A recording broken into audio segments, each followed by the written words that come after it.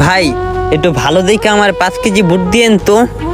ভাই দোকানে বুট এখন নাই, যেগুলো আছে এগুলো বেচতে পারবো না। আপনি এখন বুট নিয়েন না, আর কিছুদিন পর রোজার মধ্যে বুট নিয়েন। আপনার কাছে তো অনেক বুটই আছে, আপনি বুট বিক্রি করবেন না কি লেগা? রাসেল ভাই হের লেগে কি 10 কেজি বুট প্যাকেট করে আনমু? না না এখন দিস না। ওই ভাই গোডাউনে তো বুটের বস্তা অনেকটি আছে, এই জায়গা থেকে এক বস্তা ভাঙ্গেন না উনারে দেই। আরে বেটা বুট এইগুলো এতদিন মজুত রাখছি কি এখন বিক্রি করার লিগা?